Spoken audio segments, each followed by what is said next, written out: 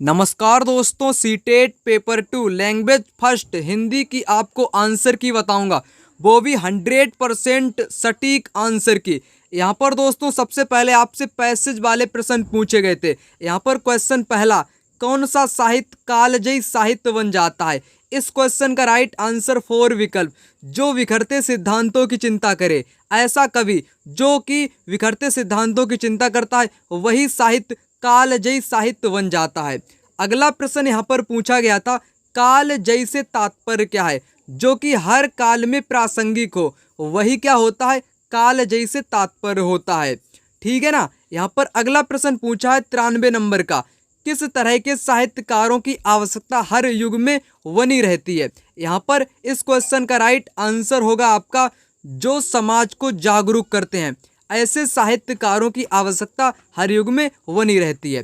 94 number का question, साहित्यकारों ने समाज की किस स्थिति की पहचान करने का प्रयास किया है?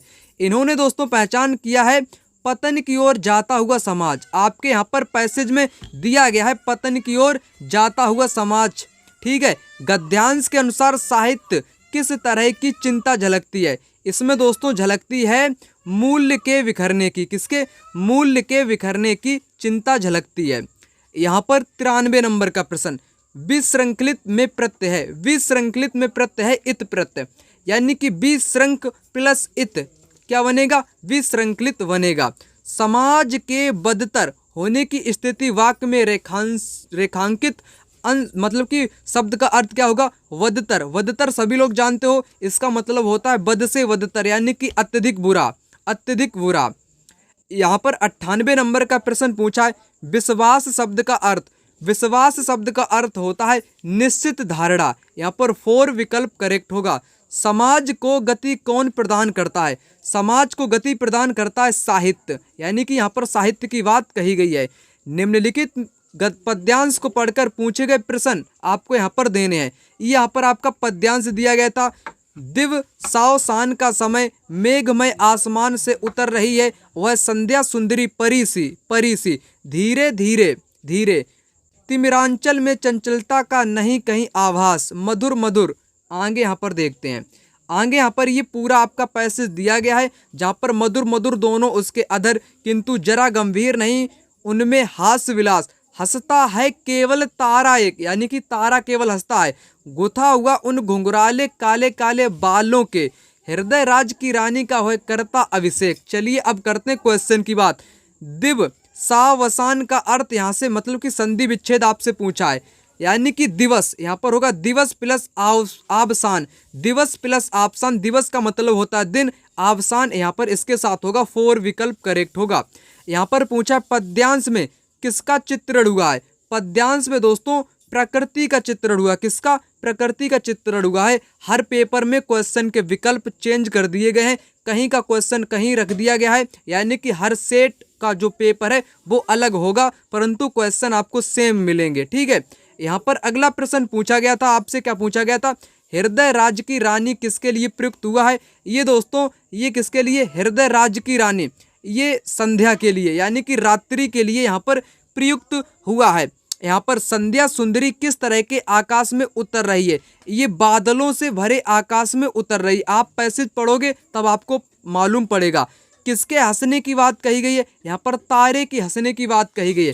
मैंने आपको यहाँ पर क्या बताया था? यहाँ पर दोस्तों लिखा हुआ है साफ तौर पर, आप हंसता हुआ केवल तारा एक, यहाँ पर लिखा हुआ है, तो यहाँ पर मैंने आपको बताया। ठीक है, तारे की बात कही गई है। पद्यांश किस अलंकार का प्रयोग अधिक मुखरित है? ऐसे अलंकारों में यहाँ पर किसका प्रयोग होता है? मानवीय करण अलंकारों का यहाँ पर प्रयोग होता है। 106 नंबर का क्वेश्चन, अध्यापकों शिक्षार्थियों और सामग्री पर टेक्स्ट एवं आकलन का प्रभाव क्या कहलाता है?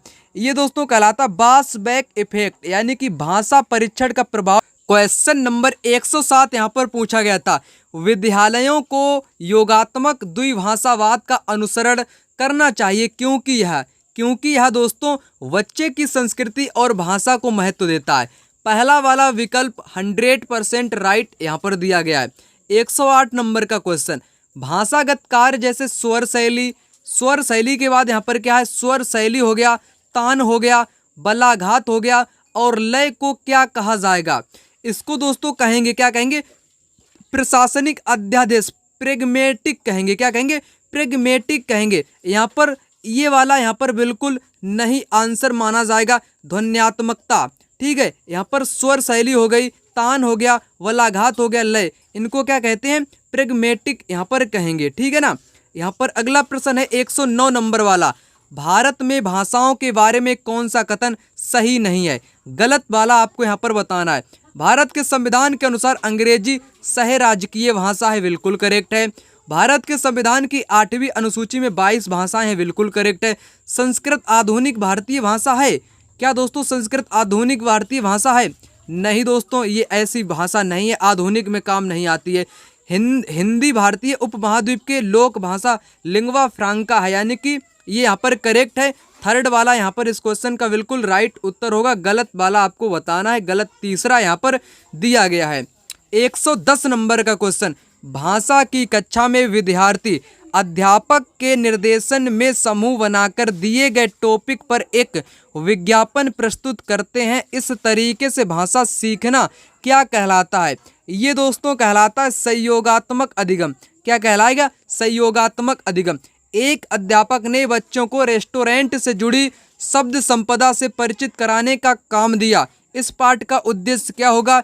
इसका दोस्तों उद्देश्य होगा शिक्षार्थियों को कोश विषयक सामग्री से परिचित कराना, वोकैबुलरी से यहाँ पर परिचित कराना, क्योंकि यहाँ पर शब्द संपदा की बात कही गई है। 112 नंबर का क्वेश्चन यहाँ पर पूछा गया था, अधिगम का कौन सा मत इस बात में विश्वास रखता है कि मौखिक या अमौखिक भाषा का आदत निर्माण की प्रक्रिया के माध्यम से आती है? मैंने आपको यहाँ पर बताया बिहेवियरलिस्ट से, ठीक है, यानी कि व्यवहारवादी। किसी भी कहानी का समय और स्थान क्या कहलाता है? ये दोस्तों कहलाता है कथानक, यानी कि प्लॉट कहलाता है। ये वाला यहाँ पर बिल्कुल करेक्ट उत्तर होगा 100%। 114 नंबर का क्वेश्चन, भाषा की कक्षा में एक अध्यापक ने विद्यार्थियों को एक समूह को ग्राहक, प्रॉपर्टी डीलर, यहाँ पर मकान मालिक और किराएदार का अभिनय करने के लिए कहा और शेष विद्यार्थियों से कहा कि इस अभिनय को देखो और वार्तालाप का आनंद लो। यह कैसी गतिविधि होगी दोस्तों? ये होगी रोल प्ले वाली गतिविधि, यानी कि यहाँ पर किरदार निभाना, रोल प्ले करना। यहाँ पर 115 नंबर का क्वेश्चन पूछा गया था, कक्षा 5 की भाषा। यहाँ पर है कक्षा 5 की भाषा। अध्यापक अपनी कक्षा में भाषा शिक्षण के लिए प्रतिदिन अनेक प्रकार की सामग्री जैसे समाचार पत्र, भोजन तालिका, रेल यात्रा के टिकट लाती है। तो वह किस अधिगम के लिए कार्य कर रही है? ये दोस्तों वास्तविक है। कैसी दोस्तों? वास्तविक। यहाँ पर पहला वाला करेक्ट होगा, वह अधिगम को अधिक वास्तविक तथा उपयोगी बनाने के लिए प्रमाणिक सामग्री का प्रयोग कर रही है।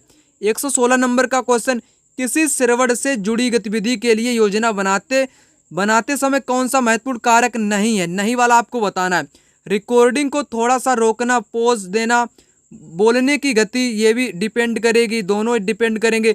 वक्ताओं का जेंडर, बोलने वाले महिला या पुरुष, वक्ताओं की संख्या भी डिपेंड करेगी। परंतु दोस्तों वक्ताओं का जेंडर बोलने वाली महिला है अथवा पुरुष है, ये आपका यहाँ पर महत्वपूर्ण कारक नहीं हो सकता है, ठीक है। तो आपका यही करेक्ट उत्तर यहाँ पर हो जाएगा। यहाँ पर 117 नंबर का क्वेश्चन इस प्रकार से यहाँ पर पूछा गया था, 117 वाला, भारत में बहुभाषावाद के संदर्भ में अध्यापक के लिए क्या समझना जरूरी है? यहाँ पर दोस्तों उसके लिए समझना जरूरी है, संप्रेषण से सामाजिक संबद्धता स्थापित होती है, पहला करेक्ट। 118 नंबर का, भाषा के कौन से कौशल ग्राह्य कौशल, ग्राह्य का मतलब होता है ग्रहण करने वाले कौशल। तो दोस्तों बोलना क्या ग्रहण होगा? नहीं, श्रवण और पठन। यहाँ पर श्रवण और पठन ग्रहणीय क्या है? कौशल है, यानी कि यही आपका राइट उत्तर होगा। 119 नंबर का क्वेश्चन, श्रवण में क्या शामिल है? श्रवण में दोस्तों क्या शामिल होता है?